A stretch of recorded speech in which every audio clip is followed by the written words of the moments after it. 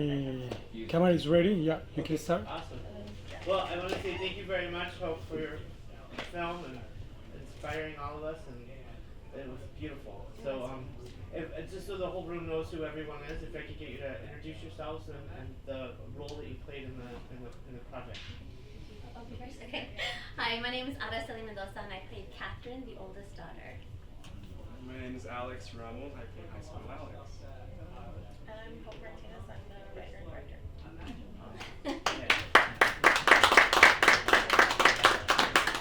I guess it's a story about family, and it's very touching because we all come from a family, right?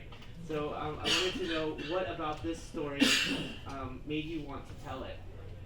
Well, I was really close with my grandma, Gloria, and she was like the best storyteller that I ever met in my entire life. And she used to tell me all these stories when I was super young about like her marriage with my grandpa, and he was this estranged man that none of us were allowed to hang out with, but we did, and we just couldn't tell her. And it was like, and then I would hear stories from him, which were just as good because he was a great storyteller too. But he seemed more like the hero than the villain in his stories. And then she always made it seem like he was the devil in hers. So I was like, what? This is like two different points of view.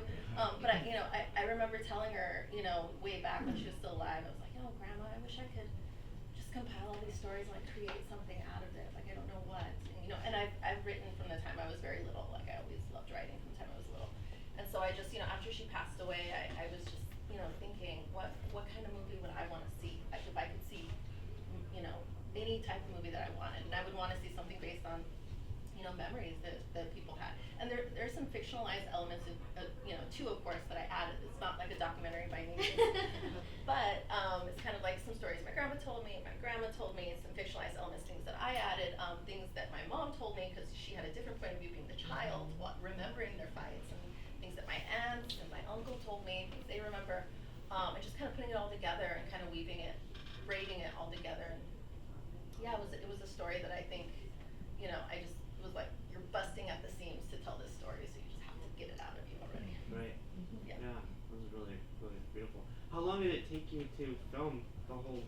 I think it was like between 18 and 20 days, something like that. We had a full read through the day before we started our first production day. At the house that Apollo's in, actually. When he's older, we had a full read through at that house. Oh wow. And then about 19, 20 days around there. Okay. Yeah. Was it in El Paso? Yeah, we shot the whole thing in El Paso 2 summers ago. Oh wow, that's really cool. I'm gonna open it up to the floor for questions. Yeah, first a comment. I mean, I really commend you on this. Very nice, one of the most moving movies. And it starts out slowly, but it's the kind of film that starts to grow on you, and then you kind of start to relate to it. At least I did, in some ways. The question I have is, with the dialogue, were you very prescriptive in terms of writing? But my guess is that you were not. It was such natural dialogue. It seems like the writing was quite loose, and these people had many opportunities to improvise. Am I right? Yeah, I come from a background, originally, I was always kind of a writer, but, I think I thought I wanted to be an actor for a while. But I realized, no, you don't want to be an actor, you want to be a writer. Then I was like, so I tried out acting for a while, and I learned so much about acting, and I loved improv. I took tons of improv, so, I was definitely open with my actors about improvising, because I always felt like, as an actor, if it feels weird coming out of your mouth, it's going to look weird coming out of your mouth, because you feel weird saying it. So sometimes, if I notice on camera, like, that is not a word he ever uses, I can tell by the way he's saying it, like, this is a written word that I have to say out loud. And so in cases like that, when I saw that it was too awkward for them, I would just say, okay, let's just change that word. Like, what word do you want to say? They're like, oh, I'd rather say this. I'm like, okay, great. So little things like that, I would change here and there. I wasn't like, so like, no, you must say, or just in the script, you must say that. Because ultimately the goal is it needs to look natural. Like, it needs to look natural. It doesn't need to be like verbatim what's here.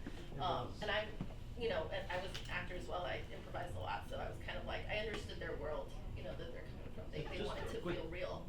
Quick follow-up question. So did the actors know each other? How much rehearsal did they have to go through? I knew Apollo. I met him on a film set in LA, I want to say a couple months prior. And then once I attached him, I held auditions auditions for everyone in El Paso. I didn't really know any actors in El Paso, you know, even though I'm originally from there. I, you know, lived in LA for a long time. I lived in Chicago for a really long time, and then I lived in New York for a bit. So I hadn't been back to El Paso in years, like, and so I didn't know anyone. And so I just held auditions, and that's how I met Araceli, that's how I met Alex, and, you know, I met all my actors, and then I introduced them to Apollo, because they all fell in love with Apollo. Just how could you not fall in love with him? He's just like the best person ever, and he's so easy to talk to, and his wife Maggie came down, and everyone loved Maggie, and it was just, yeah, it was the best experience. So they met him later. I introduced him to everyone else, but you guys met each other like at the same time, basically. Yeah, and I think that was the amazing thing about Hope is like she really made it like family, right? Even on set, and the family came in. You saw her mom and her aunts, and you know even like her siblings were there. So for me, that was actually the first time I've ever been on a movie. First time acting in a while, actually, 20 plus years. So they just made it very family oriented. So it was very easy just to kind of like fall in love with the family. That's why it was really easy for me. Any other questions? Where else have you entered film festivals, or where else have you shown? We just showed at about 2 weeks ago at the Austin Revolution Film Festival in Austin. we Yeah. were there. Oh yes, Yeah. we were there. And Las Cruces International, we're going to show in April. Gosh, I wish I had a memory for this. A lot of others coming up in the future. The Love and Hope Film Festival in Barcelona. I guess the North Film Festival sister film festival that's coming up. I want to say first week of October. And then it's gotten in internationally in a lot of other countries. Of course, I can't travel to all those countries, but I love imagining being there and people seeing it. But yeah, mostly international in the beginning, but now it's starting to be, you know, getting into a lot of places domestically as well. So, Chandler International in Chandler, Arizona. That one I went to. We won an award for best family/faith film. There, so that was exciting. Yeah, I wish Apollo could have been there to see that one because I was like, man, this really is. But it's And then okay. the second part of my question, Hope, would be, since this was all in El Paso, were you able to get any funding from the Texas Film Commission? That was, you know, it's like looking back, I'm like, it was my first feature film, and you know, every time you do something, you learn from it. So like it was basically all private funding. Like this was totally labor of love. I like dumped out my bank account. Like everything that wasn't going to my mortgage was going to this film. It was like, let's just hold the bills off for a while because this is going back into the film, like everything I have. And you know, I had a lot of families, you know, family members donate as well, whatever they could. Because it's based on our own family, so it was very personal to them. So it was very easy for them to donate. But you know, obviously, this is a specific type of film that you know almost caters to private investors, especially with their family members.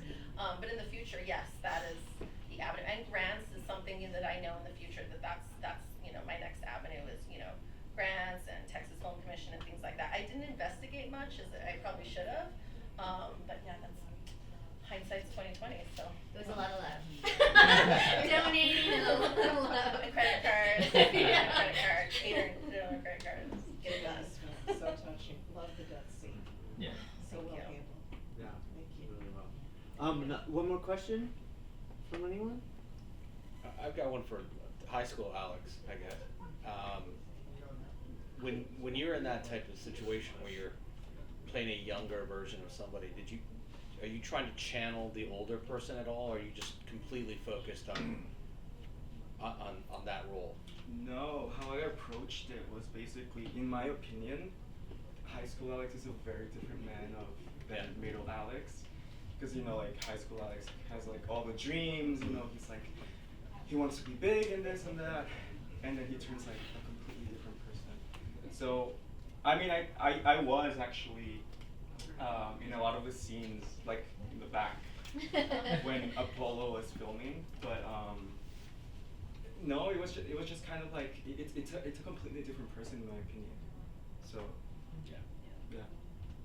Yeah, I think when we were talking about his role too, you know, I think when she asked him that question, you know, your mom said that you wouldn't be faithful. Is that true? Is that true? I remember my grandma telling me that conversation she had with his mom way before she married him when she was still in high school, and then the conversation she had with my grandpa before they got married, and how, you know, and you know, talking to my grandpa about it too. I mean, I feel like he wasn't lying to her. He really did believe that he was going to be a great husband. Like he was in love with her. In that moment, he was telling the truth. Like he believed that he was going to be that way.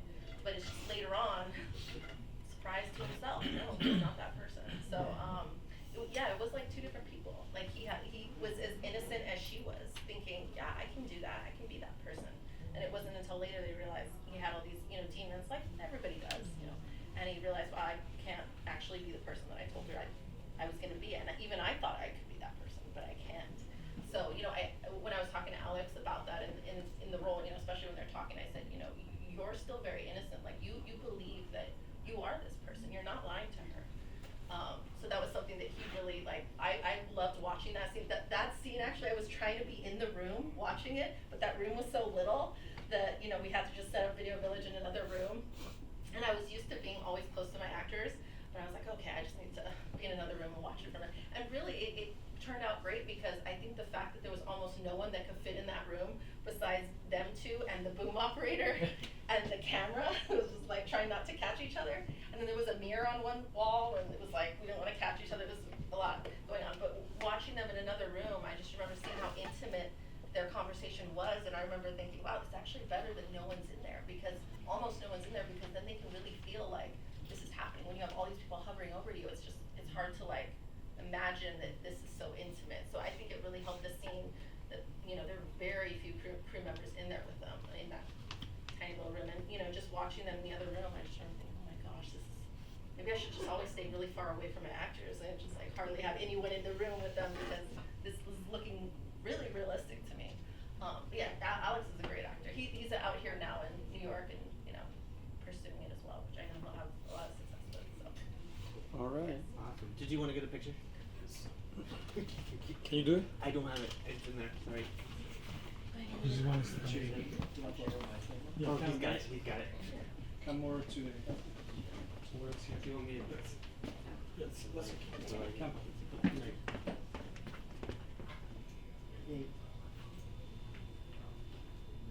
Thank you. Yay. Round of applause. If I can ask everyone to clear out the room so we can get ready for the next block of films. Thank you so much.